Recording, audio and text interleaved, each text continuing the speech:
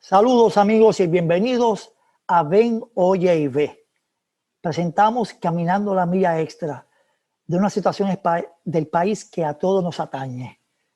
La educación, la apertura de las escuelas o reapertura de las escuelas del sistema público, pero hoy vamos a tener personas también de la institución privada, porque todos aportan al país y dan su granito de arena. Soy David Colón Lebrón y para mí es un placer tener hoy en este programa especial a Pastor Carlos Pérez del Colegio Covenant Private School en Trujillo Alto, a quien le doy la bienvenida. También a la señora Migdalia Santiago, que preside la entidad Educamos en Puerto Rico. También le doy la bienvenida a la maestra de Escuela Pública Lourdes Torres Santos, que también pertenece a la Federación de Maestros de Puerto Rico. También al licenciado Adrián Díaz, de Centro Margarita, que ayuda a los niños de necesidad especial en forma educativa y servicio. Y también a la señora Linda Ramos, consultora intercesora de educación especial y todos los padres en ese ámbito. Bienvenidos a todos por regalarnos de esta hora, que tal vez se corta, pero yo sé que el mensaje va a llegar. Así que sin más preámbulo, comienzo con el pastor Carlos Pérez, si está de acuerdo y qué soluciones presenta para la apertura que ya el gobierno que dirige el gobernador Pedro Pierluisi Urrutia ha determinado que va a ser ya en el mes de marzo. Adelante, pastor Carlos Pérez. Saludos, David, y a todos los compañeros que están hoy con nosotros aquí en el panel, a quienes respetamos mucho, y a la audiencia a través de Radio Vida. Contestando esas dos preguntas, si estamos de acuerdo con el regreso a las clases, yo creo que estar de acuerdo con que los niños regresen a los planteles es una necesidad mutua, no solamente de los niños, sino nosotros como educadores, en el caso mío como pastor, que dirijo y administro una institución educativa privada. Hace unos minutos estábamos en un diálogo con relación a las visitas de preparación de la escuela y hablamos sobre la necesidad y el apego que uno tiene con el estudiantado y los grandes retos que, como todos hemos vivido, significa la reapertura. Así que el deseo de abrir las escuelas sí es una realidad. No obstante, yo siempre he tenido una inquietud en que cuando se habla de la reapertura de la escuela, al hacerlo el primer mandatario del país, el gobernador, la realidad es que él habla del sistema educativo, pero hay dos sistemas educativos en Puerto Rico, ¿verdad? De manera directa está el sistema público y el sistema privado.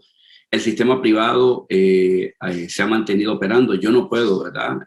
Aquí hay unos compañeros panelistas que están muy involucrados en el sistema público y pueden dar mucho más detalles.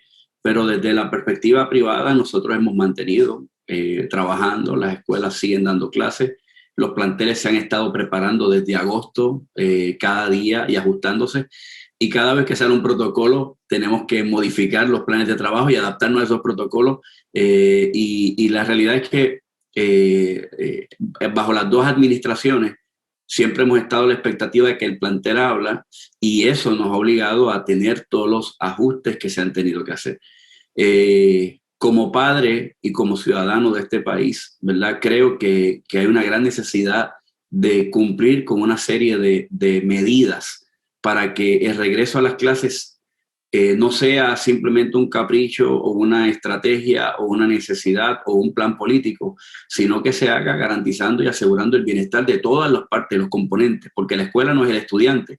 La escuela es una comunidad académica que incluye padres, incluye personal docente, no docente, incluye suplidores, personas que dan servicio a la institución, incluye los estudiantes. Así que es una pregunta que sí, mi anhelo y el anhelo de todos nosotros, yo creo que todo el que ama la educación sabe los retos que ha representado la educación a distancia por las medidas, ¿verdad? Por la realidad del país, por el asunto que hemos estado viviendo, pero a la vez entendemos de que tanto el sistema educativo como el sistema privado se ha visto en la gran necesidad de establecer medidas reales y salvaguardar, ¿verdad? La seguridad de todo el mundo.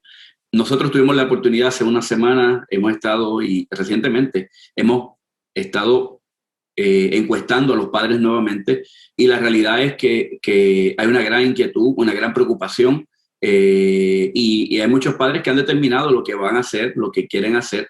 A eso añadirle que cuando comencemos el primero, luego viene el receso de Semana Santa, lo cual la gente sale de nuevo a las actividades, los quehaceres, y eso altera nuevamente las medidas y los planes, ¿verdad?, que cada institución ha hecho. Pero sí entendemos, ¿verdad?, que por lo menos en el modelo privado nosotros hemos hecho lo posible, ¿verdad?, dentro de nuestras capacidades y los retos que representa esto para volver y traer a los estudiantes con toda la seguridad y con toda la seguridad también para nuestro personal. Ahora le vamos a dar la oportunidad a la presidenta de Educamos, Migdalia Santiago. Adelante, Migdalia Santiago, para que pueda expresarse sobre la apertura que el gobierno ha determinado para el mes de marzo. Adelante, Migdalia Santiago. Y saludos a David y a la audiencia del programa. Quiero comenzar presentándome. Yo soy maestra de la sala regular, soy maestra de educación especial en una escuela pública de este país, en Valse San José, una escuela que atiende una población cercana a la comunidad dominicana y a las comunidades pobres de este país. Hago esa salvedad porque en algún momento voy a hablar de eso. Mi reacción sobre lo que está sucediendo con la reapertura, el planteamiento de la reapertura de las escuelas, es que en primer lugar la clase magisterial de este país, y yo me refiero a la clase magisterial de la escuela pública, no debe haber nadie en este país con más deseo de que inicie las clases de manera presencial que nosotras y nosotros. Nosotros no nacimos ni nos preparamos para hablarle a las computadoras, no nacimos ni nos preparamos para estar tocando un teclado. A mí me gusta pasar cerca de mis estudiantes y ponerle la mano en el hombro. Yo tengo estudiantes de cuarto año. Yo ansío que mis estudiantes se puedan graduar este año y quiero estar en esa graduación. Pero todas esas cosas están matizadas porque quiero que sea cuando se asegure. Así que planteo eso de entrada porque efectivamente deseamos que las clases comiencen de manera presencial. Pero hemos estado desde el inicio, desde el día 13 de marzo, cuando nos reunimos con Eligio Hernández, que todavía decía que no se iba a cerrar las escuelas, precisamente 3 días antes del cierre, planteándoles que el Departamento de Educación como un sistema no estaba preparado ni para manejar el tema de los temblores, ni para manejar el tema de los huracanes, y mucho menos el tema de la pandemia, porque los 2 anteriores los conocíamos, estábamos empezando. Así que en el proceso hemos estado dándole alternativas al Departamento de Educación de cómo debían darse las cosas y cómo no debían darse. Nosotros y nosotras le cumplimos a este país, me gusta el nombre del programa, eso de la milla extra, mejor que ningún otro empleado gubernamental que tenga el país, además de los compañeros y compañeras del sector de la salud. Y esto es sumamente importante porque dimos más de la milla extra. En los hombros del magisterio en este país, el magisterio de la escuela pública, se cumplió el cometido de la Constitución del Estado Libre Asociado, que establece la necesidad de la enseñanza y la obligatoriedad de la misma a los ciudadanos de este país. Por lo tanto, nosotros sí también nos mantuvimos dando clases, peor aún, inventando cómo dar clases, porque el sistema millonario que utiliza el dinero no para llevarla a la sala de clase ni para prepararnos a nosotros ni a nuestros estudiantes, abandonó al magisterio, abandonó a los estudiantes y a las escuelas. Esos meses hasta junio nosotros dimos clase con nuestras computadoras, con nuestros teléfonos, con nuestro internet, a cualquier hora del día o de la noche. Nosotros hicimos país mientras tanto, así que también estuvimos dando clase. No nos pudimos preparar como los colegios porque nosotros no tenemos esa autonomía y nosotros somos un sistema de más de 800 escuelas. Y quien tenía la obligación de hacer ese trabajo no lo hizo, ni lo está haciendo. Porque ir a una escuela a llenarla de pintura, como hicieron con mi escuela hace 2 semanas, y lavarle la cara, no es preparar las escuelas para eso. Así que Nosotros seguimos insistiendo en la necesidad de que el gobierno se siente con nosotros, que podamos conversar, que estas cosas que está haciendo, porque fueron una promesa de campaña y que quieren quedar bonitos en la foto de cara a los 100 días, a ese mensaje de los primeros 100 días, diciendo que abrieron las escuelas, nos parece que es una manera de atropellar a nuestros estudiantes y atropellar al magisterio y de una manera particular a todas las comunidades escolares. Nosotros establecemos que el elemento salubrista no se ha estado tocando en este proceso. El gobernador de Puerto Rico no le ha hecho caso a los salubristas. Y el mejor ejemplo es que ayer la persona que dirigía el grupo que está dándole orientación y rastreo a lo que tiene que ver con el COVID en las escuelas públicas de este país, le dijo: si yo tuviera hijos, no irían a las escuelas de este país. O sea, la que sabe, la que en Villalba montó el muñequito, la que el gobierno se vio en la obligación de contratar para que le dirigiera el proyecto de rastreo, le está diciendo que si tuviera hijos no los llevaba a la escuela. Y eso habla de cómo está la situación de las escuelas públicas en este país. Como sistema, las escuelas públicas son distintas unas de las otras. Hoy puede haber escuelas que estén listas para recibir estudiantes. Es más, que lo estuvieron listas desde hace mucho tiempo. Son las joyas de la corona del departamento donde mete mucho dinero. Pero hay otras que son escuelas que han sido abandonadas por el departamento y que no están en condiciones. Al primer aguacero se van a empezar a filtrar los techos y las paredes. Así que cuando hablamos de eso tenemos que tener bien pendiente que nuestras escuelas son como sistemas individuales y que además de eso nosotros estamos haciendo educación. Un poco para iniciar el diálogo. Gracias, Mitalia. Y aprovecho la ocasión para mencionar el nombre de la doctora Lizzie Báez, que se excusó, era una salubrista experta en ese tema, y Mitalia atinadamente, asertivamente ha señalado que los doctores, los médicos, que se le ha debido consultar, y ella tocó ese aspecto. Así que le agradezco, porque aprovecho la ocasión para excusar a la doctora Lizzie Báez, que es una de las doctoras, no puedo decir la mayoría o minoría, por lo menos que habíamos hablado con ella, de que no está de acuerdo con la apertura de la escuela por la situación de salud y lo del COVID. Ahora voy con Lourdes Torres Santos, maestra de escuela pública de muchos años y también que pertenece a la Federación de Maestros de Puerto Rico. Adelante, profesora Lourdes Torres Santos. Saludos a todas y a todos, ¿verdad? Y especialmente a la audiencia de Radio Vida por estar sintonizando tu programa, David. Así es que un saludo muy caluroso para ellos y para ellas. Pues mira, yo creo que en torno al tema del derecho a la educación, yo creo que nosotros tenemos que empezar a palabrar las cosas como son, es el derecho a la educación. Nosotros estamos en una crisis de salud pública que desde el inicio mostró un mal manejo. Lamentablemente, el mal manejo desde los primeros meses, desde el mes de marzo, es lo que nosotros todavía llevamos arrastrando ahora a nivel de país. Por lo tanto, las decisiones en cuanto a una apertura atropellada, que es como nosotros las maestras y los maestros del sistema público le llamamos, tiene que ver precisamente con no haber tomado las salvaguardas iniciales. Como muy bien dijo mi compañera Migdalia de Educamos, desde marzo, desde abril, públicamente también se emplazó a la gobernadora en aquel momento, a todos los jefes de agencia, porque nosotros ya, ¿verdad?, a través del FADEP, que es un frente en defensa de la escuela pública y de la educación pública, presentó en aquel momento, hace varios meses atrás, unos lineamientos muy específicos para poder garantizar una apertura saludable y segura para todas las comunidades escolares públicas en Puerto Rico. Nosotros hicimos eso, nosotros hicimos nuestro trabajo.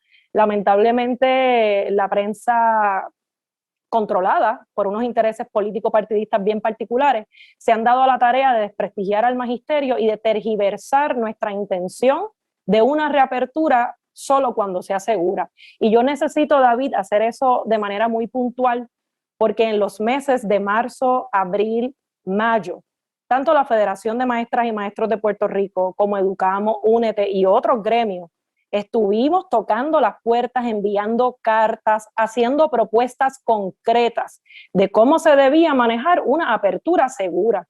Probablemente nosotros pudimos haber abierto ya, si en aquel momento las personas en esos puestos hubiesen tomado como hecho las decisiones que venían desde nuestras bases, las propuestas que venían de nuestras bases, pero eso no ocurrió. Por lo tanto, debo decirte que nosotras y nosotros deseamos una apertura segura, no entendemos que el 1 de marzo sea la fecha para una apertura segura. Nosotras entendemos que nuestro rol, más allá de ser una vocación, es un derecho que tenemos la posibilidad de garantizar. O sea, yo como mujer, feminista, maestra, tengo el derecho y el deber de garantizar el derecho a la educación de todos mis estudiantes. Y por eso lucho, por eso luchamos y por eso estamos aquí, tanto Educamos como la Federación. Así es que el problema no gira en torno a si estamos a favor o en contra de algo, más bien tiene que ver con el manejo administrativo de un gobierno que ya se ha aprobado a menos de los 100 días como ineficiente, y me voy a atrever a añadir la palabra criminal, me voy a añadir ese adjetivo, porque me parece a mí que justifica un poco la manera en la cual se han ido proveyendo espacios de formación al país entero. Aquí se ha estado violentando desde hace mucho tiempo el derecho de los estudiantes y de las estudiantes del programa de educación especial. Y cuando nosotras, por ejemplo, decimos que queremos un reinicio seguro pensando específicamente en las poblaciones más vulnerables. Las poblaciones con diversidad funcional en Puerto Rico se trabajan a nivel de tokens, se trabajan a nivel de monedas, de fichas de intercambio, donde suena bonita mencionarlas en una ocasión y en otras no. Y yo sé que la compañera Linda Ramos va a poder profundizar un poco más sobre eso. Así es que lo quiero puntualizar porque nosotros en el magisterio puertorriqueño del sector público necesita una reapertura segura de las escuelas y por eso luchamos y para eso educamos. Coincido tal vez en esa necesidad del sector privado en que se haga una apertura, pero quiero hacer ese énfasis que la compañera Migdalia de manera fabulosa comenzó a trabajar, y es el tema de que hay una diferencia muy grande en cómo se administra cada espacio privado en el país a cómo se administra el servicio público. Y en Puerto Rico nosotros nos enfrentamos a un ataque al servicio público. Por eso agradezco que tú hayas traído la perspectiva del sector privado, porque es que le tiene que quedar bien claro a la gente en Puerto Rico que no es lo mismo correr un negocio o un espacio con fines de lucro a correr un sistema educativo público que tiene que responder a la Constitución y que tiene que responder a los derechos fundamentales de las personas que vivimos aquí. Esa es la diferencia más grande. Ese checklist que está en el protocolo que presentó el Departamento de Salud hace 2 días atrás, se pudiera fácilmente llevar a cabo en una escuela siempre y cuando nosotros tuviésemos las garantías mínimas de autonomía docente. Y lo que está ocurriendo al interior del sistema público es un ataque a la autonomía, con la intención probablemente de privatizar nuestro sector y regalárselo al mejor postor, pero es importante que la ciudadanía, esos radioescuchas que tú tienes, que yo sé que de seguro son súper brillantes como tú y súper brillantes como todos los miembros del panel, quede claro que el magisterio en Puerto Rico necesita que haya un reinicio seguro y que este checklist, este documento que yo exhorto a la ciudadanía a observar, a estudiar minuciosamente, no es posible completarlo completamente y con toda la verdad para el 1 de marzo. Eso sería una fachada y sería una gran falta de respeto al país. Así que seguimos con la conversación para una próxima pregunta. Maravilloso. Oiga, y este apenas es el comienzo. Diría en el campo deportivo, y esto se pone bueno. Y sé que Carlos Pérez va a contestar ya mismo porque obviamente se mencionó el sector privado. Pero tengo que ser justo. Y ahora voy con Linda Ramos. Linda Ramos, que lleva 16 años, oiga, trabajando a brazo partido, caminando la milla extra por los niños de educación especial. Adelante, Linda Ramos. Bien, saludos a todos por la oportunidad. Me parece un panel excelente, variado. Recoge los sectores que componen una comunidad escolar, ¿verdad? En la parte docente, que es la parte que tiene que ver con lo académico, es la espina dorsal del sistema de educación tanto público como privado, así que me siento privilegiada de haber sido invitada, ¿verdad? Y pertenecer a este panel. Pues como en este momento yo no soy madre porque ya mi hijo egresó del sistema, pero dirijo un grupo de padres a nivel isla, ¿verdad? Donde recojo opiniones, preocupaciones, recomendaciones de padres con opiniones divididas. Algunos de ellos sí quieren que sus hijos regresen a la escuela y otros se han tomado la decisión que por distintas razones sus hijos no van a regresar, entre algunos hasta que haya una vacuna para los menores. Hay padres que no pueden vacunarse por sus condiciones religiosas o de salud, eso hay que respetarlo. No importa si las escuelas se abren en agosto o septiembre, hay que respetar que los padres están en un autoanálisis de las deficiencias de un sistema que vienen desde antes de María, que se recrudecen con María, que se vuelven a recrudecer a raíz del terremoto, de las escuelas que no tienen certificaciones sismoresistentes, de las escuelas que se cerraron y que se creó un hacinamiento a Villegas y todo el que llega en muchas escuelas y barrios de Puerto Rico. O sea, madres que se han quedado solas, padres que se han quedado solos con la custodia de sus hijos, porque cuando hay situaciones de emergencia tan prolongadas como esta, para la cual sociológicamente y emocionalmente no estamos preparados ni de manera educada, ocurren muchas cosas en las interioridades de los hogares que traen muchas situaciones que nosotros vamos a saber cuando las escuelas vayan abriendo. ¿Cuántos niños abusados?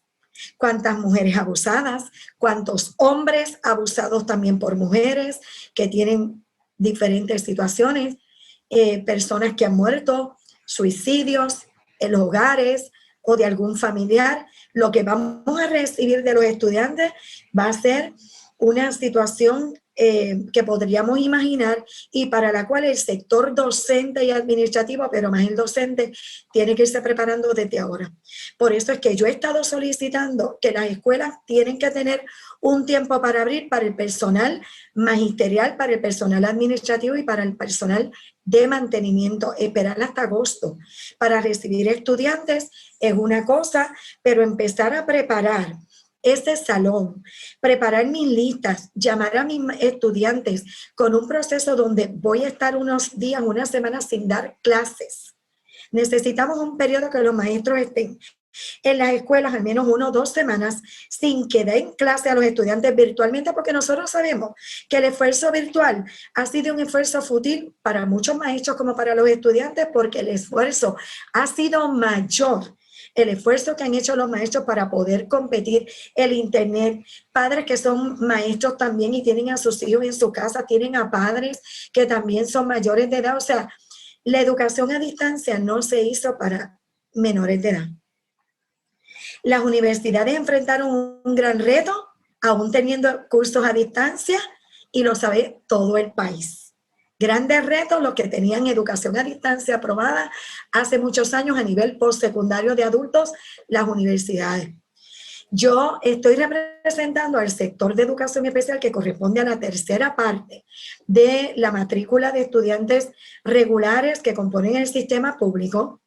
Ahí tenemos también 7,000 padres o estudiantes de escuelas privadas que en este país se benefician de compras de servicio donde ganaron a través de una querella del Departamento de Educación a través de un tribunal, el que a pesar de estar pagando colegios para sus hijos, el área educativa como las terapias, el departamento viene obligado a pagar la educación de esos estudiantes y las terapias, y padres los han ganado ya sea por decisiones de componentes escolares o por decisiones, resoluciones y sentencias de tribunales y jueces, que también hay que velar por el derecho de esos estudiantes. Esos estudiantes tienen el mismo derecho de cualquier estudiante que esté en escuela pública, porque una vez se va para allá, se van con los mismos derechos.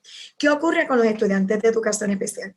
El 70% de la matrícula de 103,000 estudiantes está en los salones regulares.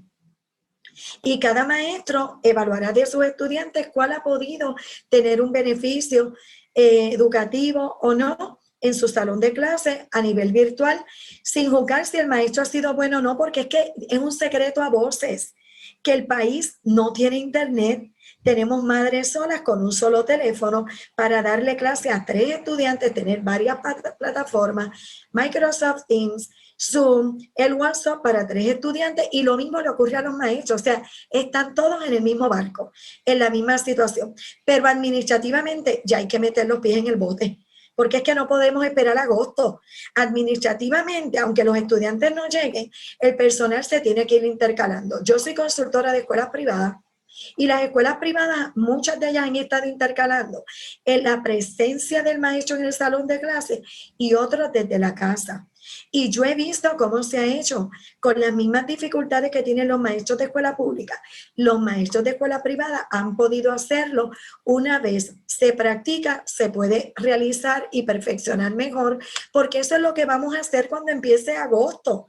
Probablemente no todos puedan empezar presencial y haya este tipo de experiencia presencial, algunos a distancia y otros unos días presencial y otros días a distancia. Lo que no puede ser es obligar el sistema a los maestros a regresar cuando ellos tienen unas condiciones particulares personales que hay que respetar también, porque el mismo derecho que tienen los niños, tenemos muchos maestros con condiciones de salud, otros bajo con cuidado de estudiantes que no podrán ir a la escuela porque también son padres y tienen el mismo derecho. Y el sistema público tiene grandes retos de cómo va a armonizar las preocupaciones de los derechos de maestros y las preocupaciones de los padres, que no todos van a ir. Es sorprendente ver cómo aparecieron 20 millones de dólares para que los transportistas puedan poner sus guaguas en condiciones para empezar a transportar niños, cuando realmente no hemos encuestado cuántos padres realmente están dispuestos a que sus hijos regresen a la escuela en marzo, en mayo, en junio. O sea, esto es un desbarajuste. Yo sí estoy de acuerdo, igual que todos los demás, que las escuelas abran, porque estos niños están recibiendo daños cognitivos. La educación especial lleva 40 años con una demanda en el Tribunal de Puerto Rico, que es un hecho a voces incontrovertible de que los estudiantes no reciben educación especial apropiada, como manda la ley federal y no, ¿verdad?, como el sistema mismo le ha impuesto a los maestros hace 40 años. Con una sentencia que se ganó hace 19 años, realmente no abona el cumplimiento en nada con los estudiantes de educación especial, que siguen siendo una parte perdidosa. Pero tenemos que mirar los estudiantes que ya están con daños porque vienen con condiciones de salud y condiciones cognitivas apremiantes. Son aquellos los que necesitan diferentes estrategias de juego, visuales, el one-to-one del maestro, del terapeuta, el que se juegue en el piso, el que se dé un currículo totalmente adaptado para niños que no hablan, el que necesita su intérprete de lenguaje de señas, el que necesita la asistencia tecnológica con personal altamente capacitado al lado de él, el psicólogo que necesita tocar ese estudiante, la terapeuta ocupacional, y esos estudiantes no se han beneficiado en nada de la educación a distancia, muchos de ellos, y tampoco de las clases de las terapias virtuales. Así que un año sin clase para estos estudiantes significa un daño irreversible. Y yo soy la portavoz de esos casos de esas madres que dicen, ya mi hijo no puede seguir en mi casa, porque cuando la psicóloga lo vuelve a evaluar, yo voy a tener un niño con un daño cognitivo. El que no tenía deficiencia intelectual ahora lo va a tener. Y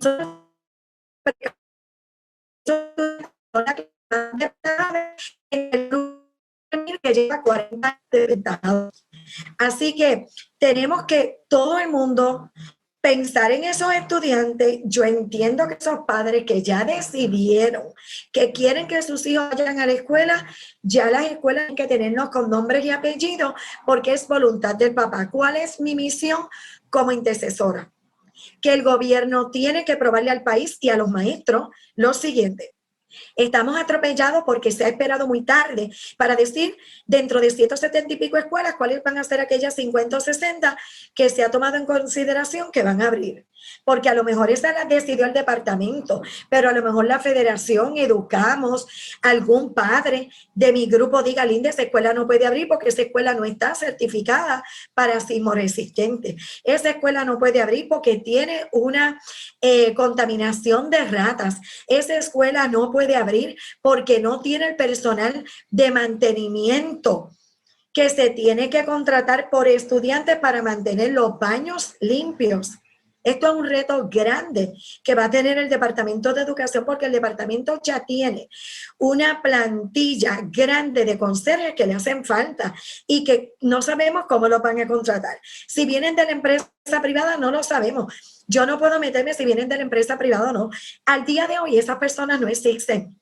¿Cómo voy a estar pensando en el transportista cuando realmente todavía no sé cuántos niños puedo recibir en marzo, en abril o mayo? Nadie sabe cuál es el protocolo que el gobierno preparó este documento borrador máster, del cual cada comunidad va a partir para entonces individualizar ese protocolo a sus situaciones particulares, como hablaron los compañeros de los gremios sindicales. O sea, Amén.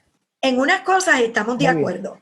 En lo único que yo no estoy de acuerdo es esperar a que agosto los maestros lleguen a la escuela, porque alguien tiene que ir preparando el terreno con mis padres para saber con cuáles voy a contar o no. ¿Cuántos niños tienen el historial social que tiene que ser actualizado antes de agosto? Necesitamos a los maestros para saber cuántos niños se le ha muerto el papá, la abuela, cuántos fueron contaminados, cuántos niños han recibido daño por accidentes durante estas vacaciones, para que cuando el niño llegue en agosto, los historiales psicosociales que hacen las trabajadoras sociales ya estén preparados, actualizados. No podemos empezar con los maestros en agosto. Yo quisiera ver todas las posiciones, pero alguien tiene que sacrificar algo aquí. Los padres en las comunidades tenemos que ayudar a los maestros en la limpieza de salones, los que, ¿verdad? Eso es voluntario. También recursos de la comunidad, las iglesias pueden ayudar, pero si fuera así, no podríamos tener los hospitales abiertos, no podríamos tener, yo quiero decirle que la mayor parte de las escuelas privadas están preparadas para recibir los niños, porque yo corro el país. Obviamente tienen las mismas dificultades de internet y de problemas que tienen las escuelas públicas. Es más, han dicho que no han recibido ni un peso del dinero federal de fondos CARES para poder preparar sus escuelas. Lo están haciendo con lo que han podido recibir de fondos y préstamos que dio el gobierno federal. Yo corro la isla y puedo decir que la mayor parte de las escuelas van a estar preparadas no para abrir en marzo como quiere el gobierno, porque en marzo ninguna escuela va a estar preparada para recibir estudiantes.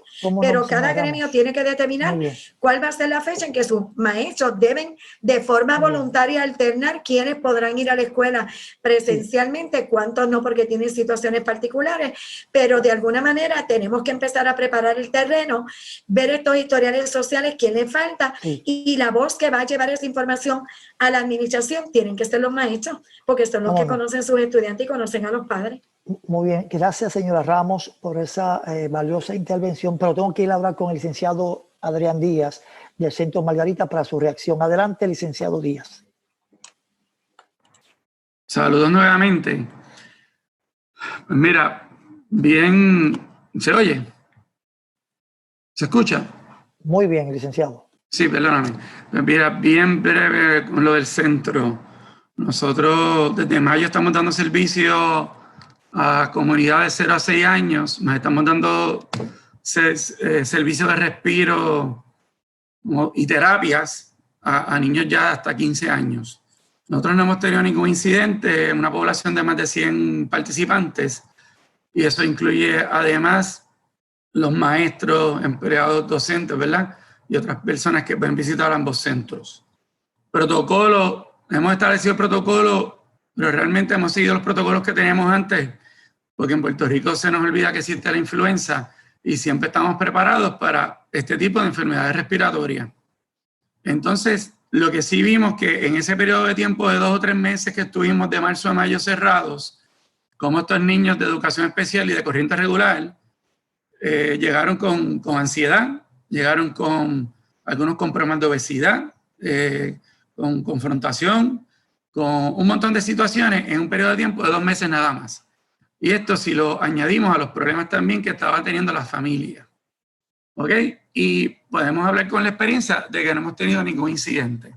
Gracias a Dios. Entonces, el derecho a la educación es un derecho constitucional. Y yo en mi carácter de abogado estoy llevando el pleito impugnando esta orden ejecutiva.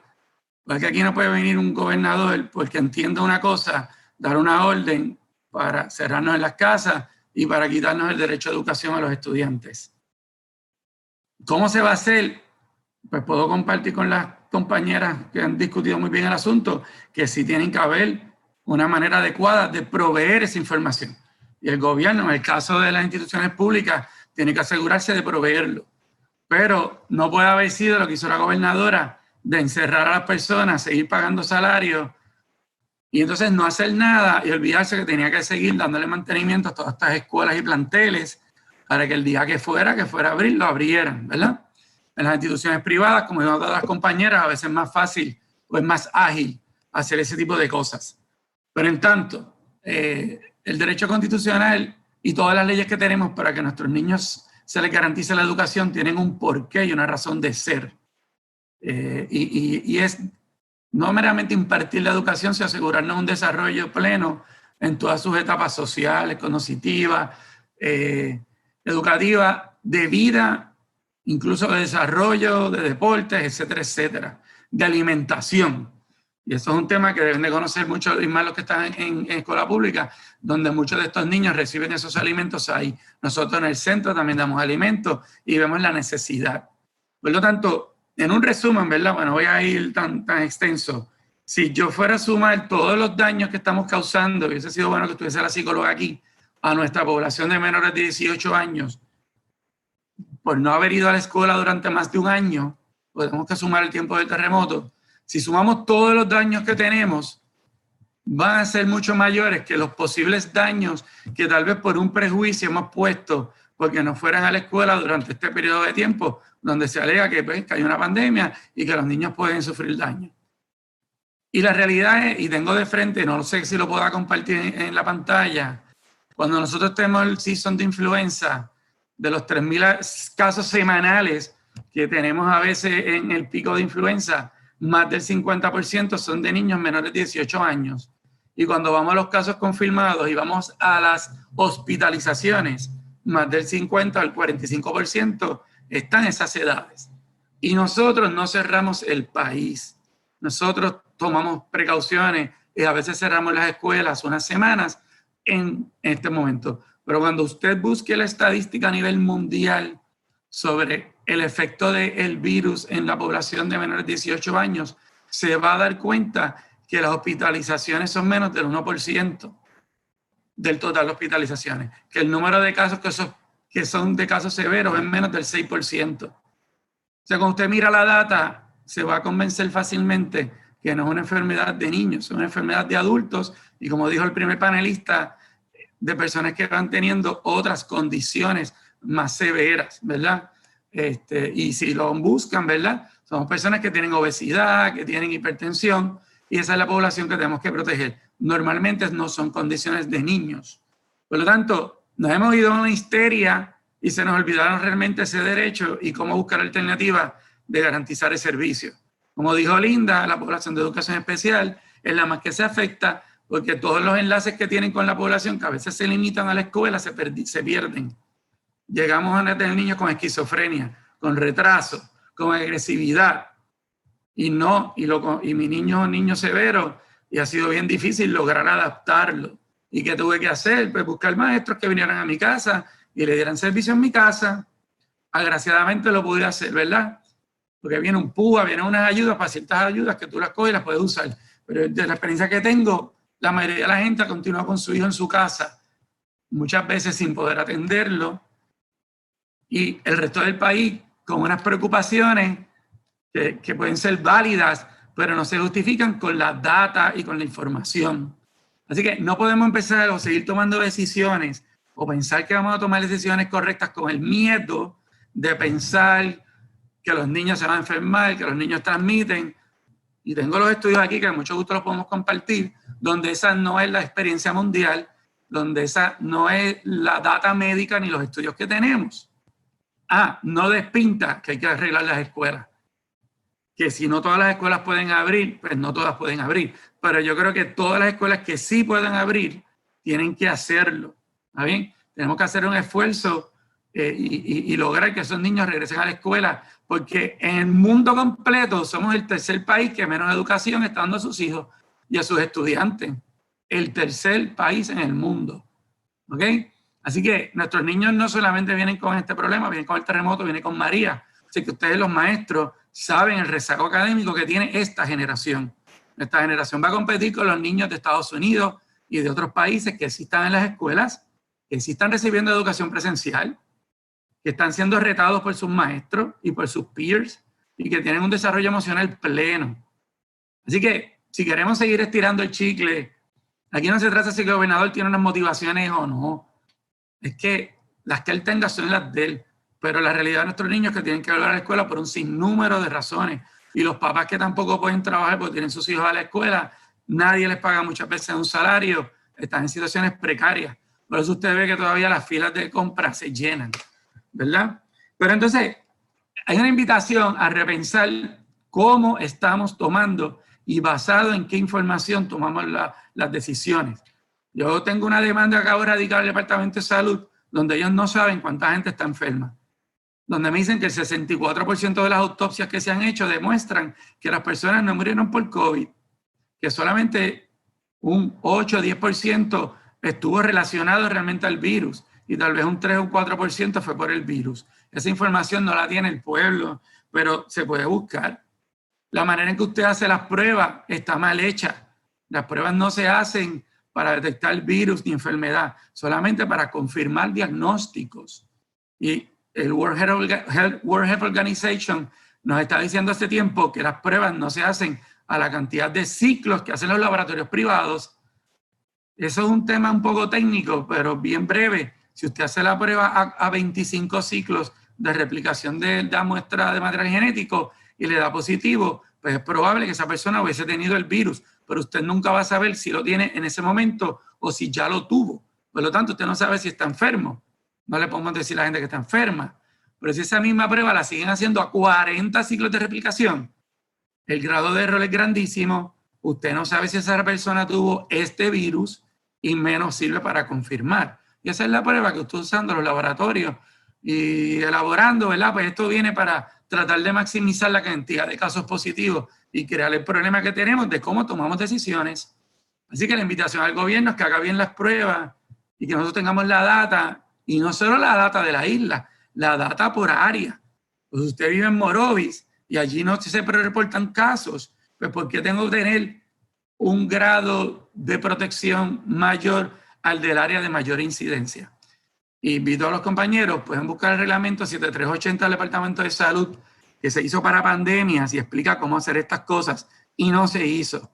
Igualmente se hizo unas intervenciones no farmacéuticas, no, el título correcto, perdónenme, es el de intervenciones no farmacológicas, donde se explica claramente que las escuelas no se pueden cerrar de manera generalizada y que se tienen que llevar los cierres, igual cuando lo hacemos, cuando se presentan casos de influenza. Y más en una enfermedad, y perdonen que lo recalque, que no es de niños, ¿ok? Me podrán decir, ¿habemos adultos? Pues claro que habemos adultos, y los adultos tienen que seguir sus cuestionarios. Y ahora hemos creado conciencia de que está enfermo, no va a trabajar. O se queda en su casa si cree que tiene síntomas. Porque la temperatura te ha demostrado que eso no te dice mucho. Una mascarilla ya está comprobado que no te dice nada. O sea, te puede crear hasta más problemas. Hay una cuestión de que los asintomáticos contagian. Los estudios más grandes que se han hecho en China y en Norcorea, perdónenme, y en South Korea, indican que no son la causa del shedding, de transmitir el virus. Pero tenemos que entender esa ciencia que ya tenemos al año para tomar decisiones y no aferrarnos a un prejuicio de que esto es el fin del mundo y que tenemos una situación de fatalidad cuando gracias a Dios no lo es. Pero yo quiero que abran las escuelas, obviamente se nota, pero no es por capricho. Pero es un derecho y es una necesidad básica, es un crimen a la humanidad el continuar haciendo esto. Y más cuando ya tenemos mucha información para hacerlo. Así que sí voy a invitar a que sigamos haciendo presión, a que el gobierno ayude a que las escuelas públicas tengan lo que necesitan y los maestros tengan lo que necesitan, ¿verdad? Pero igual, hay escuelas que pueden abrir, hay colegios que pueden abrir, hay instituciones que seguimos dando servicio, gracias a Dios, y nos ha ido bien con la experiencia. Aprendamos de la experiencia y vamos, ¿verdad? Y vamos a movernos y hacer lo que tengamos que hacer por nuestra generación, por el futuro y por la comunidad, porque yo sé que todos los maestros quieren estar con sus estudiantes, ¿verdad? No tengo duda de eso. Y seguimos en esta segunda ronda. Oiga, se ha demostrado diversidad porque estos panelistas, grandes puertorriqueños, preocupados por la educación, han demostrado de corazón genuino que hay un problema grande que hay que enfrentar. El gobierno, ellos han coincidido que al parecer no ha habido comunicación ni diálogo suficiente, los mecanismos.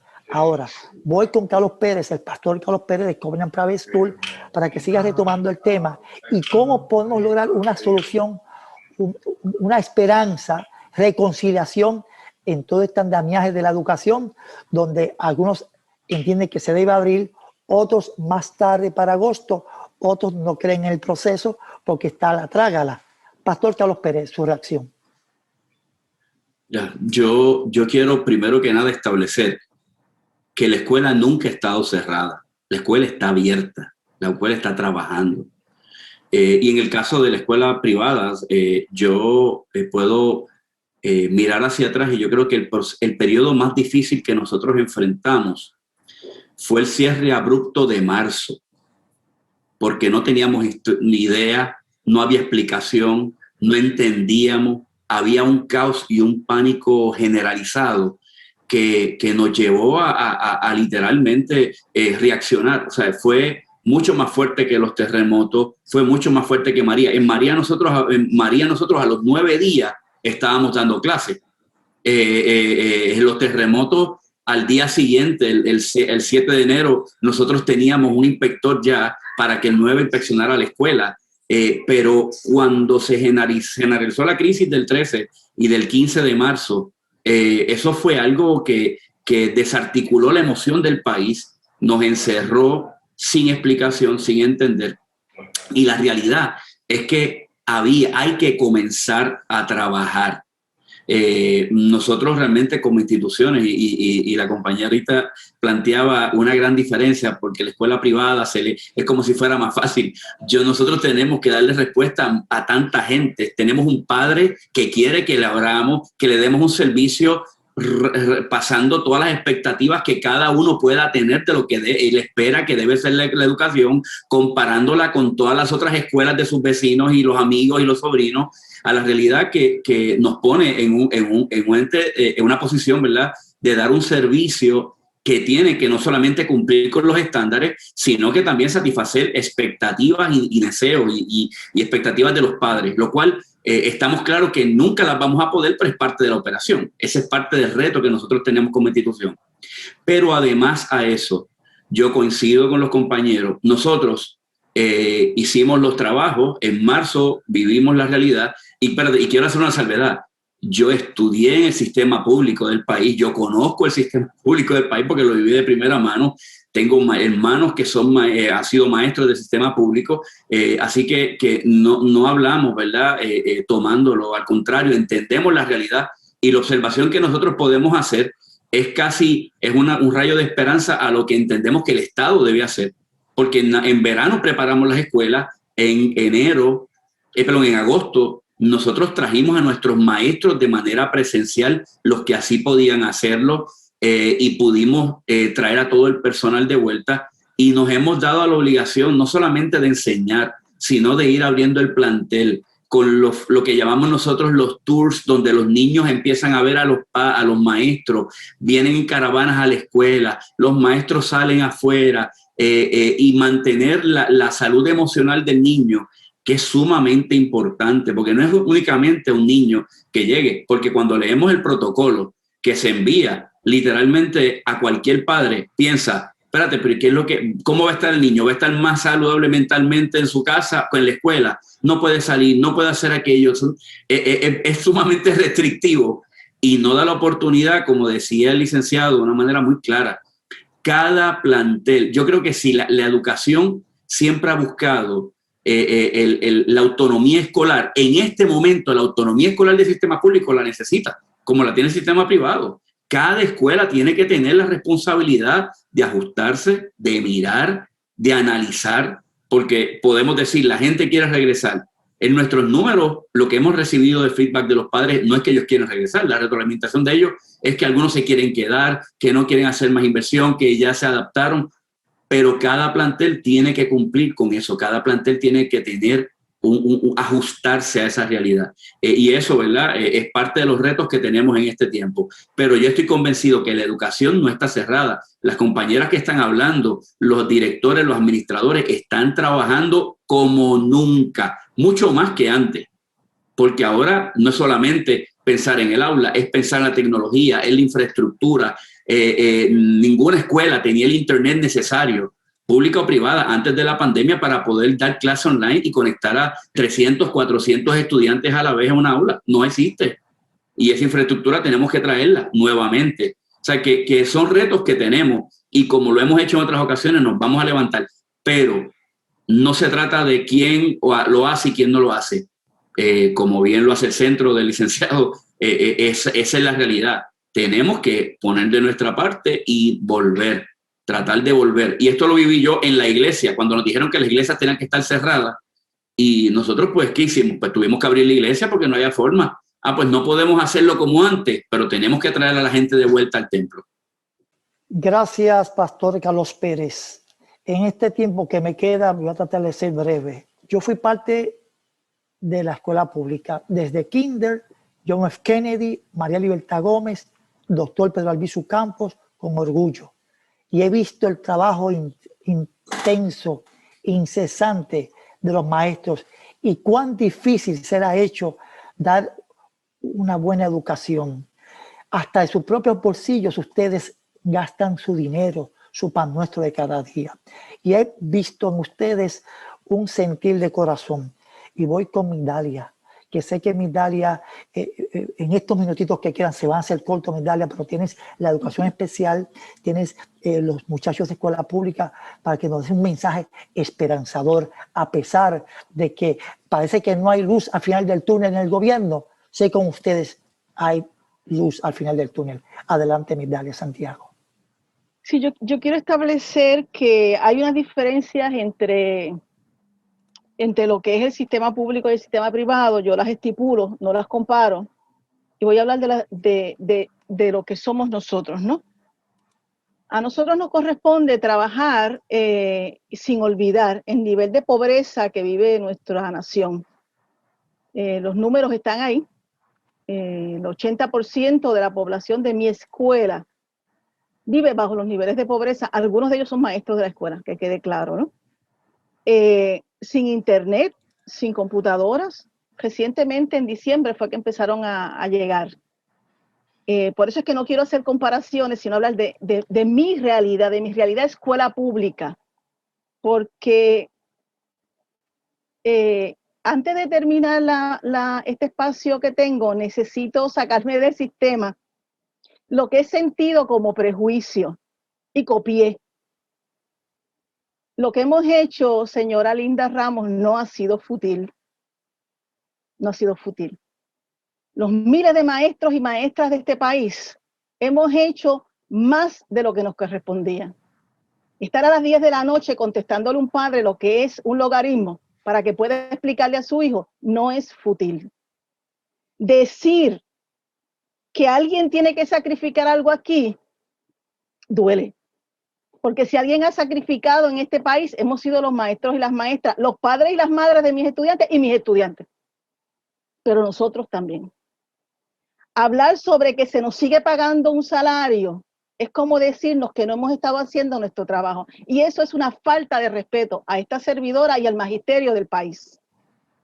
Que los gremios tenemos que decidir, oiga, si en este país le hubieran hecho caso a los gremios, desde hace muchos años el sistema estuviera mejor, porque nosotros en el 2017, para no irme muy lejos, fuimos a la legislatura de este país a oponernos a la ley orgánica del Departamento de Educación, la ley 85, que precisamente aprueba la privatización, para decirle que ese no era la manera de hacer educación en Puerto Rico. Llevamos nuestras propuestas de lo que debía ser educación y no se nos hizo caso.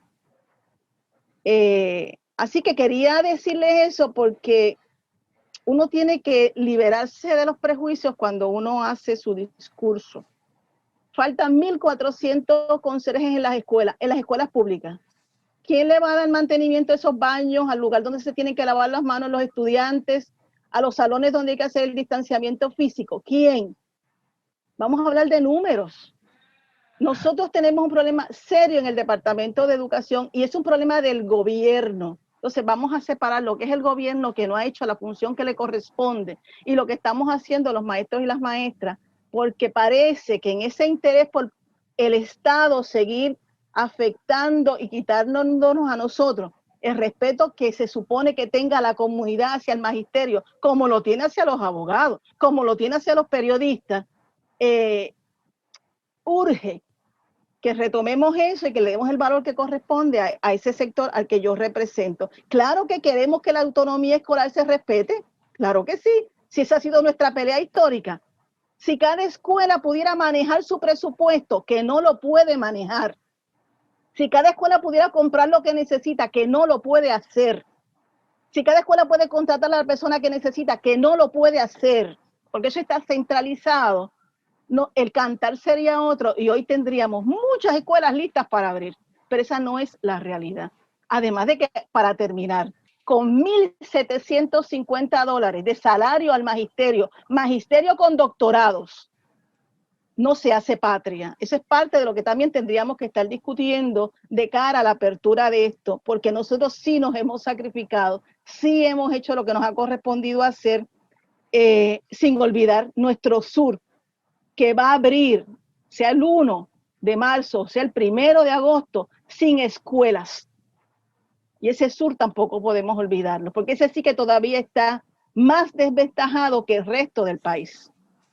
Quiero escuchar a Lourdes Torres Santos. Adelante, Lourdes, en estos minutos que nos quedan. David, yo voy a ser breve, voy a hacer ese ejercicio de concisión.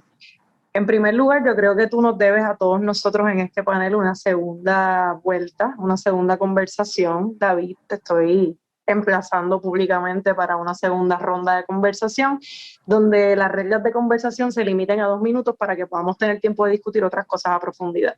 Lo que sí quiero mencionar en el mejor de los espíritus tiene que ver con que nosotros, la clase trabajadora, y en este momento yo voy a hacer un llamado a la clase trabajadora, a la gente que se rompe el lomo en este país con $7.25 la hora, a la gente que tiene que escoger qué cuenta va a pagar hoy y qué cuenta va a pagar más tarde, y específicamente a las maestras y a los maestros del sector público, porque esa es a la gente a la cual yo me debo y a la cual, ¿verdad?, tengo que reafirmar que nuestra grandeza es mucha, incluyendo obviamente a los compañeros del sector privado.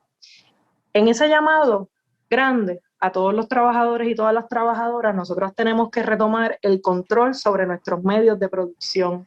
Y eso va a sonar bien complicado y de pronto choca con el tema de la pandemia, pero está todo relacionado. El tema de la pandemia es un asunto de salud pública y nosotros hemos seguido produciendo bajo la misma lógica. Aquí no se está considerando quién tiene disturbios de sueño, aquí no se está considerando cuáles son las problemáticas y los dilemas de cada familia en Puerto Rico, aquí no se está considerando cuáles son los privilegios que tienen unas poblaciones versus cuáles son las necesidades y las opresiones de otras. Esos temas no están, aparentemente no son visibles y nos encerramos discutiendo a veces nimiedades cuando tenemos que ir a los temas más neurálgicos que tienen que ver con la producción, que tienen que ver con el consumo, que tienen que ver con el dinero que sí existe en Puerto Rico. Así es que para poder respetar el tema, ¿verdad?, y el tiempo, la esperanza está en que nosotros busquemos las solidaridades, y las solidaridades tienen que ver con poner el oído en tierra y en hacernos eco de los reclamos bien particulares de cada uno de nuestros sectores. Cada familia tendrá su propia particularidad y a esa particularidad hay que responderle de la mejor manera posible. Así es que mi llamado en esta tarde, agradeciendo el espacio, es que David, tienes una segunda ronda de conversación con este mismo panel. Y en segundo lugar, a las madres, maestras, abuelos, cuidadores, edúquese usted desde lo más profundo de su corazón para tomar las decisiones que son más consonas con su vida, ¿no?, con sus valores y sus principios, y no se olvide de que el compañero o la compañera que está al lado suyo en el carro o en el supermercado es un trabajador y una trabajadora. No podemos seguir permitiendo que los grandes intereses de este país se queden con nuestro dinero, tenemos que tomar decisiones con el oído en tierra. Así es que muchas gracias, David. Mi interés es la humanidad, que haya una paz, una sonrisa en los niños, en ustedes, y podamos coincidir. Y termino y despido. Mirad cuán bueno y cuán delicioso es habitar los hermanos, ustedes, juntos, nosotros, nosotras, en armonía.